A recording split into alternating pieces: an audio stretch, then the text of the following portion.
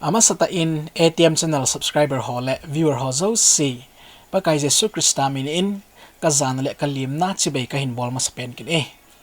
pathin lung sit na le phat theina wanga yum na chi wa idam su ke dio ka kine me na he chule hi chi channel a ko na bible hung ki lo le pathin thung gi se ho hi sa hi tui dang cha hlangai banga hlangai zinga nga la la nom jing ze win na chung chi wa ki pa tho ka hin se jin a he chule hi chi channel la ko na thu ki phong do ho le bible thu ta ki se ho hi mi tam ta dinga dang no na le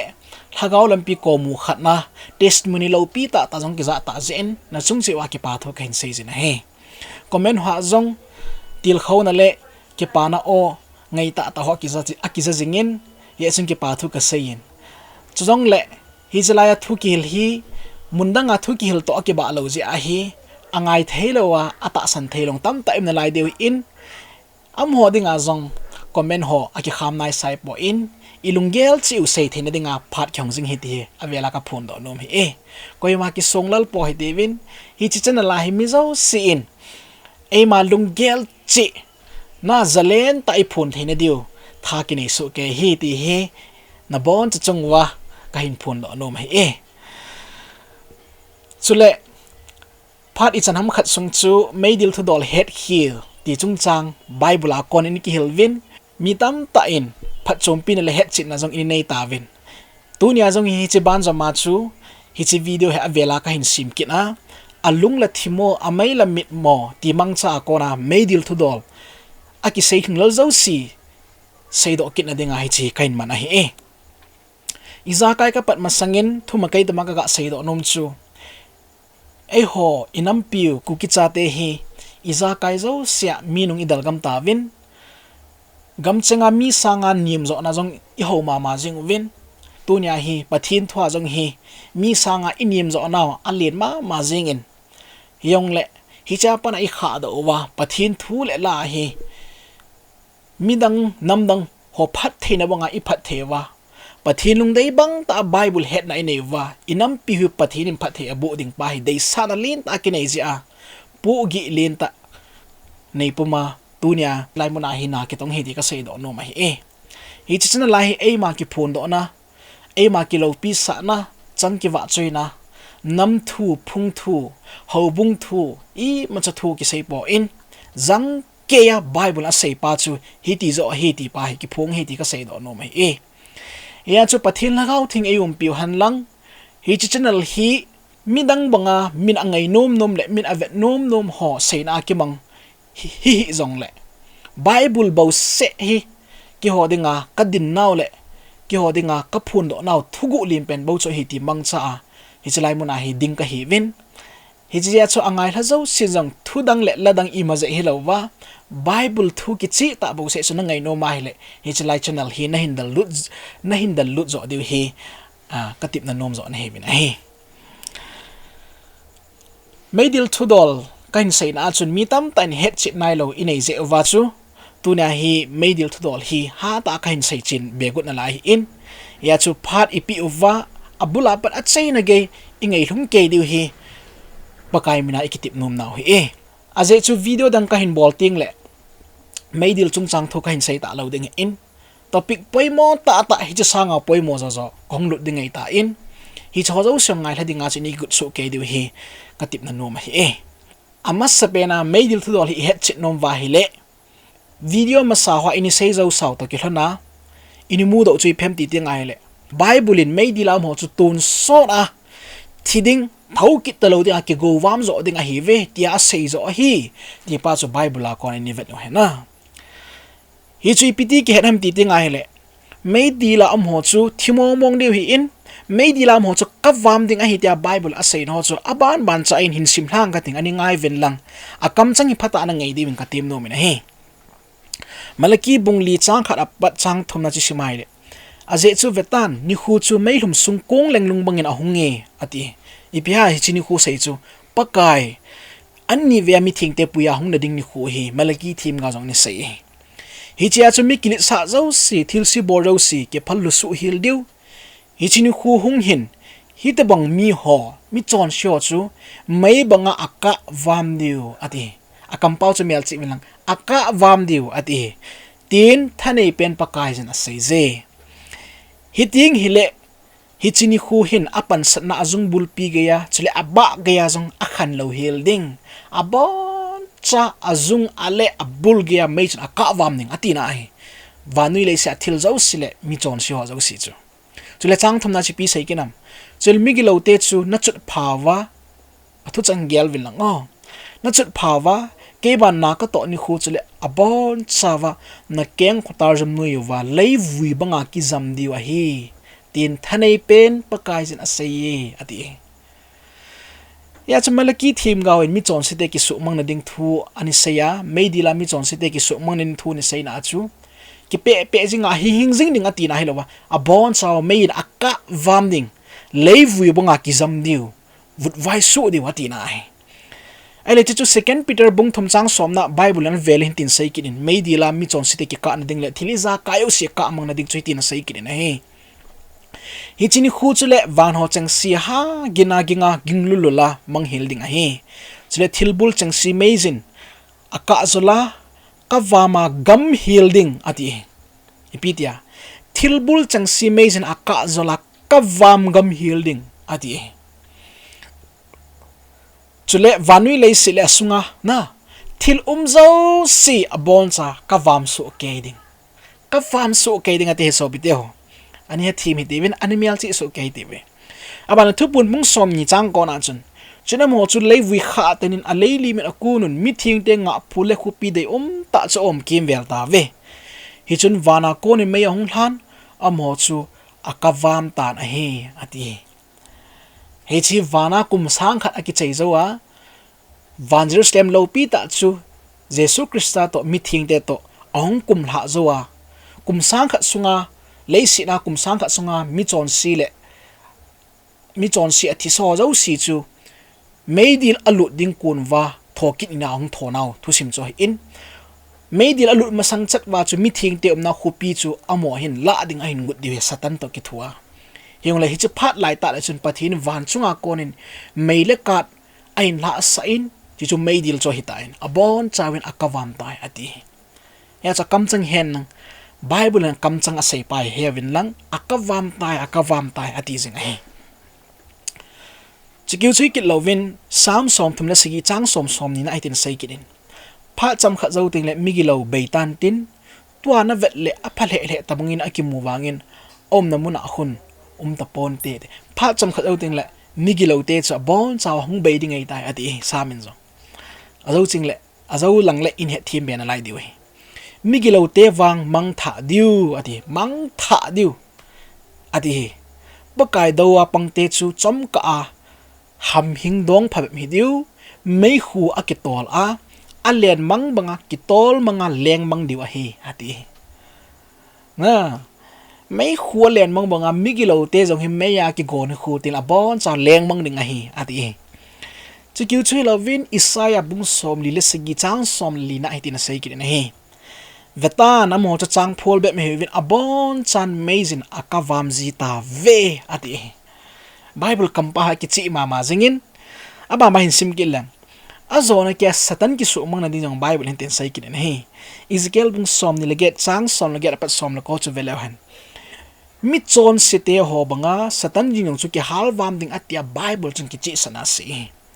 hi chun keiman na lailunga konin mei kong ka kon do sa jingin mei chun naka vam a ze ate satan ki su mang na ding ase he chu ti chun leis chunga vam ka sultan namu phazo simit mun nang chu vam he ta ate so pe dio satan chu mei a ki goting le hing hinga thi thailo ding ati na hello mi chon sho jong thi thailo ding ati na hello a bon cha vut vam ki su tai ti to Bible chang in simla zo siu Malachi bung li chang khat chang thum ki te ho second Peter bung thum chang som ho sam som tum le sigi chang som ni ho thupun bung som ni chang ko ban ta le chang som na ho ban ta le adang dang tam ta in simla zo siu chun a sei thu pi pen chu Meidil chu mi chon si le migilo te chu kavam ding vut vai ki su ding kamang ke ding ki sugam hil ding ati hin chichu hetkhel ding ima cham lo he so pe dio zon bung thum chang som lugup na simti ngai le aje chu pathini ni bunga hi vanui ngei lu na in koi hi jong le ama ta san chan chu mang tha lo wa tun sot hin kim lo anei thine dingin acha pa chang kha chapitai ati e hi che bible chang ko na imu chui phem ti tingai le pathin ta san hon tun sot hin na nei diu ata san lo ten tun sot a man tha na nei diu ti cho ki mu nei hing jing diu ti na hello he Meidil la ki go ho he ai lo la pathin ta san lo te chu hing jing ding ti na hello he aje chu Thuphon bung som nil khat chang ge na thi ni na ki ti pen hi Jesu Christa in Matthew bung som nil ge chang som na a ta sa le hagau thi na mun ding ani ti pen cho in hi cha chu thokit na ki ti him ta lo ding ti na he chule azo sa mai sim da wanga chu mi chon si te chu pha cham khat lo ti ta lo ding me khu ki tol wanga ki tol mangam diu a hi tia a sei na pen thi na cho hi kin na he chule mi chon si te chu Meidil la ki go na wa chu thi thelo wa amuwa kadanga cha e tuine piwin tia apen theijing owa kap le ma wa hin khu man theina lai wa hele amo chun lungel anei na layu hin khu jong anei na layu mi to ki ho theina lai a dei ki sei theina layu ya chu bible in thi ni na ti pen chu a thi thelo wa hele gui lung thelo dinga hi e bible in mi chon se te chu ka wam ding thi ding a hi we ya se in hi ya chu Meidil thudol hi bible ai simting wai le bible in thi ding a hi we ka wam ding a hi we tia se pen hi ta san phot ding a hi aban le adang bible chang buine theya ine ho lungbuine the ho zo si chu ipi ki se na hi dem ti pa zo hi I khul chen gut di we hi ga ngai tu him le chun kum billion asim trillion asim yon sha kum ki chai thelo Meidil a kun jinga chuting le mi chon si teong chu thi thelo aka ajinga Meidil a ki chei thelo dan te ka andinga wacha khat in song pi khat theimang na dinga kum khat le amwa khat ve hung goi ji ding tia thu te ka na ki sei ji ho hi ivet ti nga hi le ngei tu na jong a ha sa in chule thil hi thelo be khat chu hi na hi ya chu hi ta ma ki hil na le hi ta ma ta san hoi so pi ti ho zo le na la ki hlap na zo hi ti pa hi tu nya hang san ta ka phun no nom chu in e chu bible a Meidil ki chai thelo dinga hi tia ki het na din ki sei na ding hi ki mulo hi ti hi ka sei do no mai ai chu tun so na ki chai ti nei lo wa meisen akka amang thelo ding fireproof material erla ta sa ki ti hi pathinin leisi na asim khat cham lo hi ti hi tu nya ka phun no no mai tun so da ki chai thelo ding le tun so da meisen a hal mang thelo din a su mang thelo ding chu bible in pathin thu bo hi ati hi ama wang ita sa pheu le ivo hi thiding chuting leisi leivui ki su dinga hi tia chu bible in sim tila mihim ki sima pat mihim ding na seidan chon hi na hi mihim me ya ka wama ton sona thokit lo dinga man tha banga chu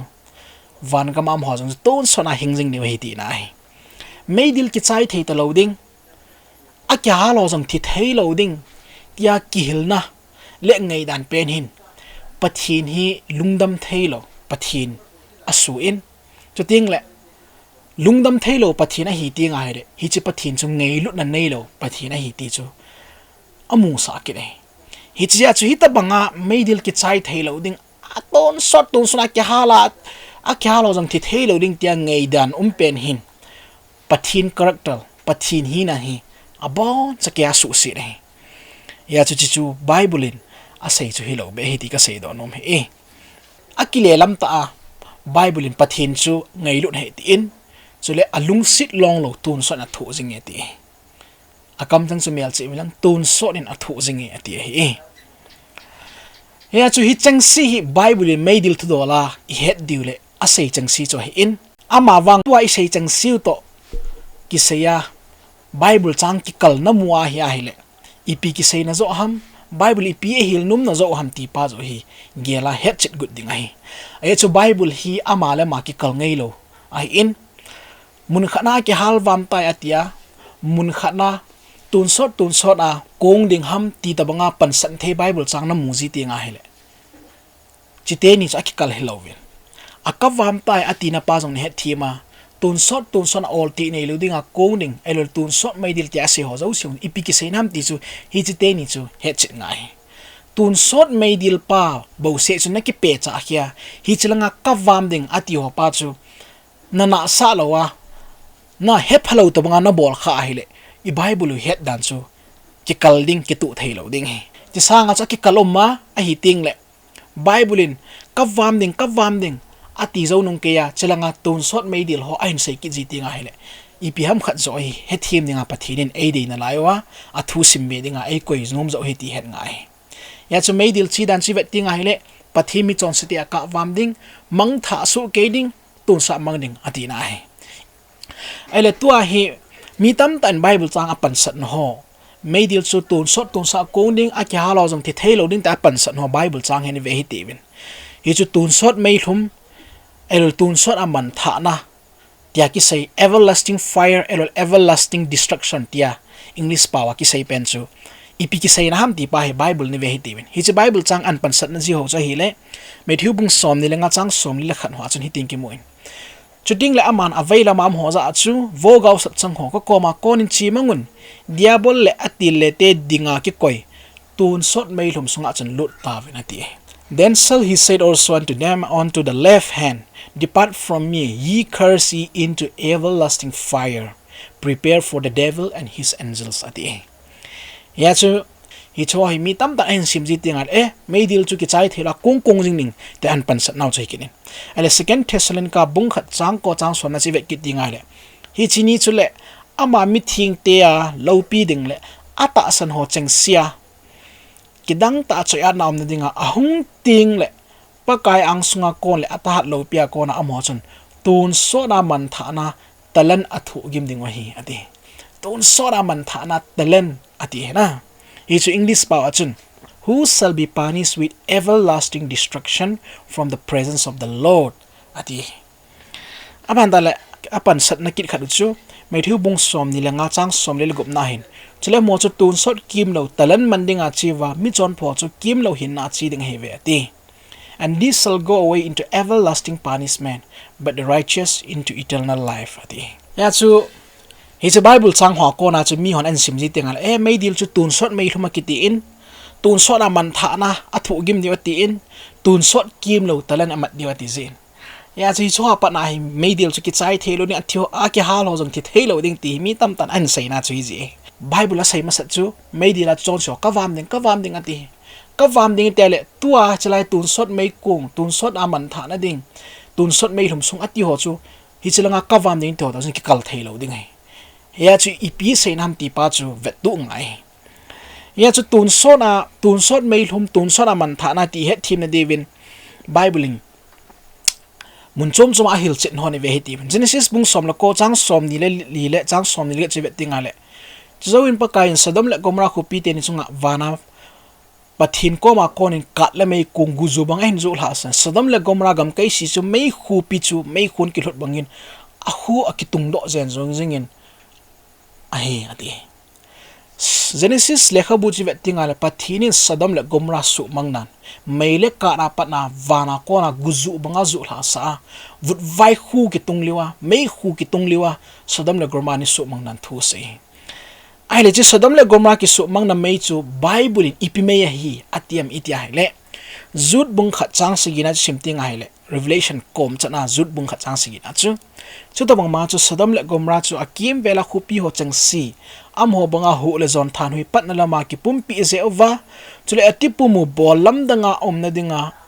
akki ha bon na lam wa lam vaya telena tun sot mei kung athu gi mo vet tu dinga ma hi ve ati Sodom le Gomorrah ki su mang na chu Bible in pi mei heti am itia hele tun sot mei kung ati hi English power everlasting fire ati ko tela Meidil ki sei na to chun gi bang ai everlasting fire ki ti na hai second Peter boni chang gup na chun Sodom le Gomorrah khu pi ni vut vai su sa chu pathin ngai sa lo ho chunga itama hung chu ding vet ka sa na sima thimo achana su mangjing hi ati chula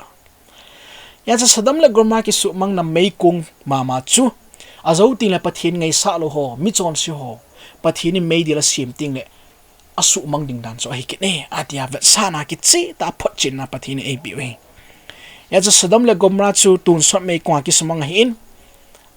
ain la Sodom le Gomorrah chi vet dinga hele hi chu tun sot mei kung jing ne het pe no chu tuai kung ta lo he a mei chu thi he ta ne a chu ti le tun sot mei kung ki ti chu ipiki seina hidem ti pa hi tunya het chit ngai ya chu Meidil khulanga isei mas no chu akavam tai tia awan tun sot Meidil kiti wa ongum ji ting le ilungbuin ho chu tuai he thiam dewa he Deuteronomy bungli chang som ni le thompa som ni le li chu ga asim masalewan ching theizun lang nang hole nang ho king phaben azole pakaina pathinu kitip na sumil khawina tin nang ho to akitip na chu na su milova pakaina pathina za nom lo thilna bola hi tabang thil khat to lima jong milim ki hazol doilim sim tho na sim tho jing the hi izenam tile pakai na pathin hi mikavam hil thei mei kung a hin pathin thang tom ta hi chi chu hechin hi ti ve akam chang za chu pakai pathin chu mikavam mei kung a hi ati pathin min chu sei na ai le hi chu bible chang ko na hi pathin hi mikavam mei kung pathin hi ti chu ki chi ta imu da we tun sot mei kung pen chu amei ki sei na hi lowa pathin min le pathin character ro ki seina hi je achu tun sot a mikavam thei mei kung pathin chun sadam le gorma chan su mang zo hi ti na ai he thim ben divin hebrew bung som la ni chang som ni get som ni le ko zo vikit lewen hi je en e ho jong long lo gam changa i hi ta je u hin lung se na nei zo hi te hi chewanga chu e hon gin le za thua pathin lung thaina hlachai pan thei zo hi adi aje chu pathin chu kavam mei kung hi adi kine ya chu pathin chu mikavam mei kung hi tia hebrew bung som ling nang sang sei kine amei kung chu pathin a hi na ke phon na cho hi in tun sot mei kung ki ti ben hi amei kung jing ning amei kung jing ni ti na pa chu hi lawa amei ya chu pathin hi na ke phung no ti na hi he thim ben divin exodus bung som ni le li chang som nga pa som si gi sim kit lew chun mo se chu mur sang chung akal to win hi le mai bang hang chuna hin tom zol ta na hi chula pa kailo pi na chu sinai mul chung ahong kinga nigup sungin mul sang chu mai bang hang chuna tom ta na hi mul sang chung apa kailo pi na hong kila dan chu velo chun mul sang chung apa kailo pi na hong kila dan chu ti chu Israel cha te mi mu chang ta in jong thil ka wam hil jing thei mei kung ta mai hong kila nge ti sinai mul sanga pathinin mosi ko ma dan thu pi so ma pi ding ko na chu pathin hi lo pi ta hong kilang he hi chi pathin lo pi na hong kila dan chi ta ma kilang ham ti tinga le mei ku mi ka wam hil the bo hong kilang he ti ai wangin mul hang si chu mei bang atumin cha khe di mei bang hang ho chun sinai hang chu hi di chun ani tum hi an lang hi le Israel cha te cha bon cha ka wam ding ti na pathinin acha te angai lut zein mei hang chun ani veng bit na he ya chu so pitio tun sot mei kung ki ti pen hi pathin lo pi ki phun na pa o sei na hin amai hi kung jing na ti na ai loi ai lai chi tun sot mei pen chon a hal wam le asu mang pen chon tun so na mang tha ding sadam le gomora akinung thodo ki lo ta banga mang tha ding ti na cho hi na hi chi chu bible pathin hi tun sot mei ko mi ka wam thei pathin ai in tun sot Meidil chu ipi ham ti ki seina imu theina pau chu cha chong kilang ai ai la ani na dinga mi tam ta lung dong ki khat chu phem ti le mei mit thelo unquenchable fire ti re ki sei ki di chu Meidil hi chi mi tam ta hem pan sadin me thiu bung thum chang som ni na chun aman a khona gudala choi je aman a phul zap ngim selintin a chang pangsunga humintin a siwang chu mei mit thelowa a gowam ding a hi ati ipitia mei mit thelo ti sana hi cho them je hi Meidil chu ki chai thelo ni ti mi tam dan hin sei ji simben la hi ti mak bung ko chang som li le thom na chin tin sei kinin chulena khut ne ke pal hu sa hele tan bung jing in khut ni ne damun mei kung mit thelo wa na chi sangin tibu kim lowa hinna alut nang ma dinga phazoi ati chang som li le li chi sim ti ngai le hi chia chu Alungla thimo Ameila Mitmo ati na he aban le Thuphon mung som ni chang som a chun amol hem la diabol chu meile kat mei ka dir sunga chun aseblut ta ve hi chu ko ma chu sahim chu le thim gaul hem jong omui chu le mo chang chu tun sot ge ya asuna jana thu gi ma na sata thu jing ding o he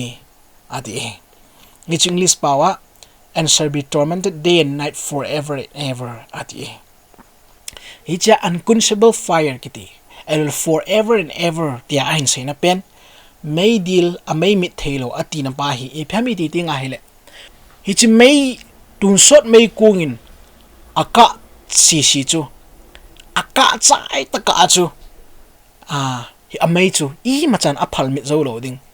thithei lo ding ti na hi cha chan Alungla thimo Ameila Mitmo ati pen hi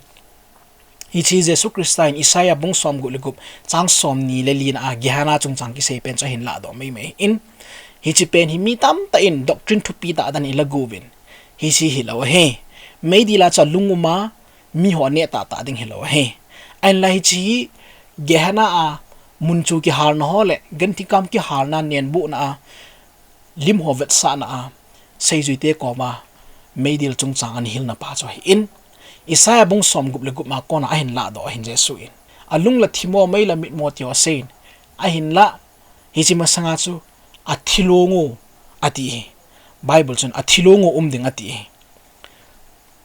Isaiah bung som gul gup chang som ni le lina chen tin sein amo ki zo do in tin ke ma do ma borji mi him thi sa thilong ho chu avet ding wa hi izen empty le chila sei chit eta Meidil am ho chu hing jing ne tin ai lawin mi him thi sa thilong ati sa ai jai athilong atia hele chun mi chu ki go chu thi ta in gehana lim picture hovet sa na thei dinga chu chlai muna hi Alungla thimo Ameila Mitmo ata sauni a avam ho cha ni a tia in sei na chu hi chun pi sei nam tile total destruction Meidil ki go cha bon chawa mang tha so ke diu amo lo be ding ati na vet sa na mai chu in Alungla thimo Ameila Mitmo ki pen hi doctrine to pi ta chu hi lo he ti hi tu na ka sai do nom cha hi na he unquenchable fire kiti pen hi mitam ta in lungdan na in Ezekiel Bible as example tam ta mo themin Jeremiah bung som le sigi chang som ni le lina so bung som le sigi chang som ni le sigi na angchun kichi tan Jerusalem ki su sit nan thu sein hi si Jerusalem ki hal na mayong so unquenchable fire ati izun bivat sam til amein aka ding dor chang sia ka chai ta ka cha mai chu thi thelo ding ti na mai mai so video he chi chu Jerusalem yong sani ki hala akyal sunga koi mana chen mit bul lo he ain la amei chu ki hal chai pha na thi hi ta na he hi chu banga chu Meidil long chu unquenchable fire in mi chon siteu si aka ding dol chang si le thila ka ding jang sia ka zo ta ka aka zo ting le amei cha ma thikit ding ti na in aka sunga chu ima chan a chen mit bul lo ding ti na he yet thim na divin nga seleng church historian min thangta Eusebius ki dipachun mili martyra thi ho to simin sein hi choloi aminu ji phem tile Cronium hi in Julian hi in Apenicus le Alexander hi win amoloi thi na hi meya ni ki hal li hi win hi choloi meya ki hal na pen hi Eusebius sun te ka ninga unquenchable fire amoloi ki hal li hi ani ti mei mit thelo amoloi ni ki hal li ti ichen pivat sam tile amei jula tu changya kong hilovin a seinom pi penso aka ding dol chang sia ka sai ta ka sia cha mei chu ki chen mit bulo ding tina so hi ti hi tu nai phon no mai ye chun ka hil chit gube se in ka sei mo gu liwin aya chu bailam thana presentation hi Bible dungzu ya ki bola hi le I had bayin chong la sei no min ain la thila ning ka jo si sei chit ding gu ji tinga hi le no ho dang lung no na tam ta ki sei do be me the chong la sei ho ding jong ha in ain la ka i sei do num pi penu chu tun sot Meidil tia het no mei mi thelo tiao hi Meidil ki chai thelo ding tina hi point ain la Bible la sei chu mel chi hin ti Meidil hi mi chon sha ka bam hin ti pa chu tu nei beilam tai phun no mu chu he ahile Meidil ki chat na zia pathin ho hi di hinam Meidila got na ki mudinga he tia ki chat na ze mei mea pathin ho hi